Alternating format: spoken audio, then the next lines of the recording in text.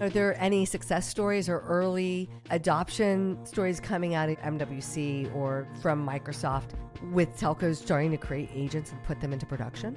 Yeah, Telkomsel and Vodafone are rolling out agentic AI in both customer experience and employee experience. Korea Telecom is doing a whole bunch of industry-specific agentic automations. Yeah. A cool statistic for you, 96% of our tier one customers today in telecom are using Microsoft AI. That's awesome. This is Telco in 20, a podcast that helps telco execs achieve a competitive advantage with AI in the public cloud. It is hosted by Danielle Rios, also known as DR. Today we're talking to Kevin Shatzkamer, Corporate Vice President of Customer Experience Strategy and Operations at Microsoft. Hi guys, I'm DR. Anyone walking around MWC this year couldn't escape AI. It was at the center of every conversation and plastered on booths around the Fira. But there was also a new term making the rounds in Barcelona, AI agents. AI agents are intelligent systems that can reason and take action independently. Unlike traditional workflows that follow strict, predefined paths, agents can make decisions, adapt to new information, and handle unpredictable situations. This makes them a game changer for our industry. Imagine customer service systems that solve complex problems on their own. Network management tools that anticipate outages before they happen and reroute traffic, and billing systems that identify revenue leakage, negotiate personalized offers, and optimize pricing, all without human intervention. The shift to agentic AI represents a huge change in how our industry can and should operate. It's not about using AI to make human processes more efficient. It's about reimagining every process from the ground up, with AI at the center. Today, I'm talking to someone who understands the potential of AI agents for our industry. Kevin Shatzkamer is Corporate Vice President of Customer Experience Strategy and Operations at Microsoft and is helping telcos around the world use AI agents to improve their operations. We're going to talk about what makes AI agents so powerful, how they differ from the traditional workflows telcos are used to, and what steps operators can take to start putting them in action in their business today. So, let's take 20. Kevin Shatzkamer is Corporate Vice President of Customer Experience Strategy and Operations at Microsoft. Hi, Kevin. Welcome to Telco in 20. Hey, thanks for having me. I'm super excited to have a conversation today. Yeah, I'm so excited to have you on the podcast and talk about all the cool things we saw at MWC. And so we were both in Barcelona, and as expected, AI was everywhere. It was pasted on the booths. Everyone was talking about it. And so as a telco veteran, what stood out to you most about all of the AI adoption we're seeing throughout the telco industry? Yeah, so a couple of things. I've been going to MWC since it was in Cannes, so 20 some odd years. And I thought the inflection point this year, you're right, AI was in. It was front and center in every conversation. And I think the last 3 or 4 years, everything around Open RAN and edge computing and cloud native networks, those conversations felt a little bit parked this year. Yeah, it is very interesting. I'm new to telco. My first MWC was in 2017. And I've been advocating for telcos to use the public cloud. But the adoption rate of public cloud versus AI has just been radically different. Do you have like a perspective on why AI has been faster than some of these other technologies? Yeah. I think if we look at telco mode of operations over my entire career, it's been this world of let's wait for perfect information to come in and full clarity of business case before moving. And I think with AI, that's just not going to be the case. We're not going to live in a world as much of what and why as much as how. How do we do this? How do we do it at pace? And it puts us in this mode of thinking about experimenting and innovating and beta launching and scaling. And I think telcos right now are embracing that. And it's actually not just telco. I think a lot of historically slow regulated industries, the media industry, the financial services industry, the healthcare industry are all kind of leaning in here. Yeah. And I think when we've talked about digital transformation for the last 7 to 8 years, I think it was like banging your head against a wall to get any momentum going in telco. And now it's happening organically. And one of the blogs I posted in the last couple of weeks coming out of MWC was that I believe AI has the potential to be the fastest adopted technology that the telecom industry has ever seen. And aside from the fact that telcos are leaning in, I think the other reason is that Every inflection that I've experienced across my career has been around how do I transform the network as a vendor? How do I disrupt incumbency? Or how do I look at what is a massive telco CapEx number and go and target it? AI, we're not doing that. Yeah. It's not a CapEx conversation. It's an OpEx conversation. And you can come in and say, don't touch your network, don't touch your user plane, don't touch your radio. Yeah, well, as a vendor in telco, anytime you say the word fast and you're talking about the telco industry, that absolutely excites me because we're notoriously slow and, as you said, risk averse. And so there's a little bit of a experimental culture change that's happening. I think that's really great news for the newer vendors that are really trying to help telcos be successful. Yep. And so you've been described to me as an advocate for agentic AI. We talked about it at Totogi at MWC. And so why do you think agents are so awesome for enterprises, but especially for telcos? You're right. Agents are awesome. And I think they're awesome for a whole bunch of different reasons. They're awesome because they have this ability to autonomously handle a set of tasks. They're awesome because they can autonomously collaborate with humans in kind of a thought partnership type way. And they're awesome because they have this ability to self-heal, self-learn, and self-improve from a workflow perspective. And lastly, they're probably awesome because they're building on things that we've already been doing for a long time. Automation is not a new word. Robotic process automation, the RPA world, is not new. It's existed for a number of years. I think what's nice about this new agentic AI world is that the underlying doesn't need to be static any longer. And that means that the upper layers of what we build with AI are less brittle. It means that this dynamic adjustment, this ability to use their own complex reasoning to streamline themselves and improve their own performance are really cool opportunities. In telecom, I think there's this whole new pace of innovation that can happen. Like I said earlier, we're actually not imposing any new requirements on the network user plane, but it's also happening because of work that's already been done. It leverages the fact that they've been pursuing this path of automation and data journeys for the last several years with public cloud. I think it creates this new pace that can happen independent of how fast the second half of 5G or upcoming 6G moves. You can iterate and move at an AI pace at the upper layers while continuing to have a telco network deliver it risk-averse pace in some of the underlay layers.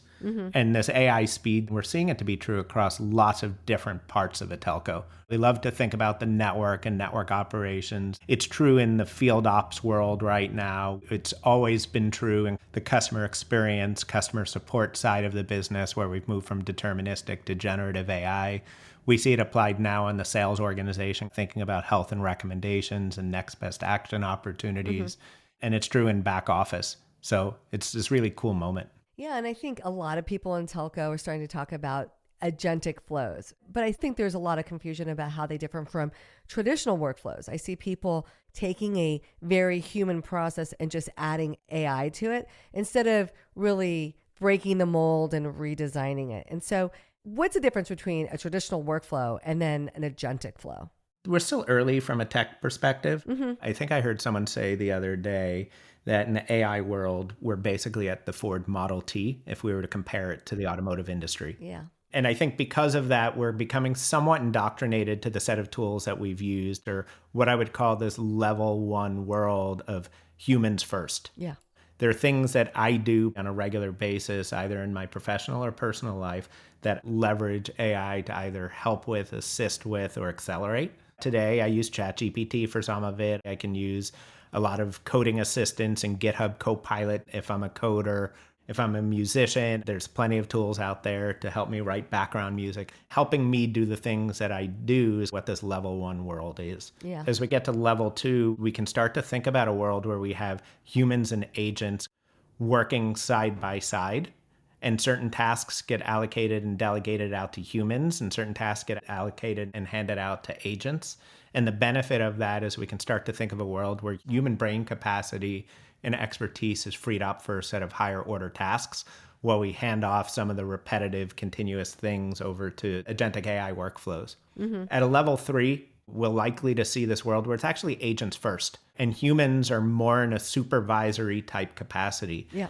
Think about what a manager does on a regular basis. Job number one is facilitating and orchestrating the people within their organization to the highest value outcomes. And number two is this talent development and coaching role, improving the capabilities and performance of humans.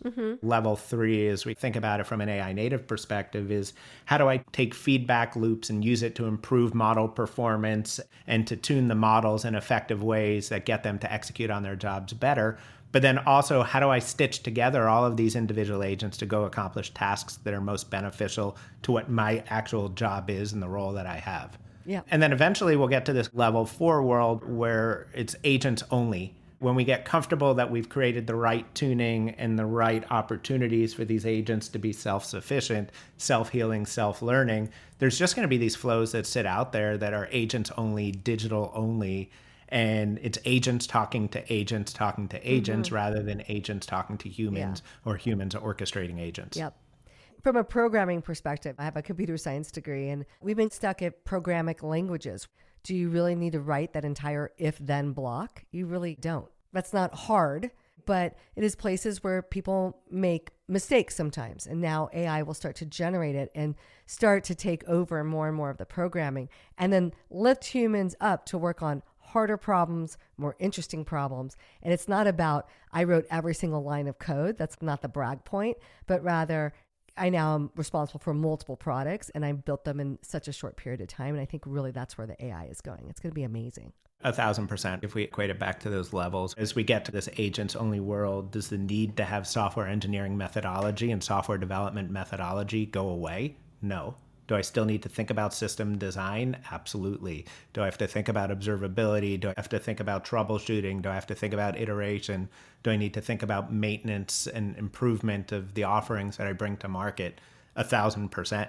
But do I need to do that in C or Python or Java or any of the other programming languages that are proficient today? No, maybe I just do it in English. Yep, absolutely. And so Microsoft has been coming out with several products in this area. I think you've written a couple blogs about them, especially going into MWC. And so what are some of those Microsoft offerings that help enterprises and telcos begin to build and start playing with, experimenting, and using agents? Yeah, I think obviously agents are built on top of frameworks and data. There's lots of layers in terms of how I can answer this. I can just say Azure. Yeah, totally. Key building block for sure. Yep. When we think about AI generally and say, hey, this is an optimization, insight, and automation platform, then what are the layers of the products and frameworks that sit within that mindset? And I think at the foundational layer, it's a data platform. Yeah. And for Microsoft Fabric, we announced at MWC a telco industry data model that's designed to unify all data for the telco industry. How do I aggregate everything from network performance metrics to customer interactions in a single analytics environment? And then how do I think about the management streamlining of the data ingestion, the data modeling, the analytics work, and the exposure layer in a unified way so that I can start to think about faster time to market and better insights, both for my own operations as well as new go-to-market motions. So I think that's part of it. When we think about agents, you can't get there without a multi-agent framework and orchestration. There's two ways about that right now. One is AutoGen, which is an open source project that Microsoft released, which is awesome for some of its multi-agent framework and orchestration capabilities. The other on the product side is Semantic Kernel. Yeah. And then when you go above that, it's how do I build agents? And what we see today is that customers are at various points in their own maturity. There's a number who are looking for, hey, give me something out of the box that just works. Yeah. There's others who are like, I don't have a lot of development on staff. Help me get to this low code, no code platform where I can iterate faster and my business users can build their own tools to make them more successful. And then there's, hey, we're hardcore developers. Give us an API. Yeah. We're going to go create. And I think based on the various journeys from an agent building perspective, that could land in Microsoft 365 Copilot. It could land in the Copilot Studio world for no code, low code, or it can just be an API on Azure OpenAI and AI Foundry, which is really that platform for developers and data scientists to go and tinker and iterate on their own. Yeah. And are there any success stories or early adoption stories coming out of MWC or from Microsoft with telcos starting to create agents and put them into production? Yeah, I mean, 100%. So a cool statistic for you, 96% of our tier one customers today in telecom are using Microsoft AI. That's awesome. They're using it for lots of things. Telkomsel and Vodafone are rolling out agentic AI in both customer experience and employee experience. Yeah. Korea Telecom is doing a whole bunch of industry-specific agentic automations. Fabric for real-time data analytics and unified data and that new telco industry data model we expect will be this major step forward for the industry.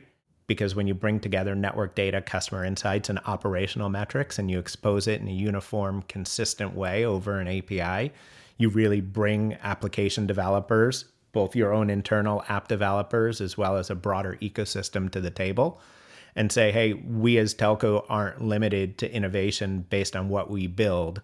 We're giving you the tools to innovate on top of the APIs and platforms that we expose to you. Yeah, and that's a big part of what Totogi's vision is as well. That idea of unifying all your business systems behind a domain-trained, a telco industry-specific ontology. And it's just going to really up-level the insights that we can get from all of this data that's trapped in vendor systems, in different databases, on-prem and cloud. And it's just really going to open up what telcos can do. So super exciting. Yeah. And so one thing that's super interesting about you is you are a published author, which is amazing. You've written 2 books. I think you wrote them a while ago. And so if you were to do it today with AI, how long do you think it would take?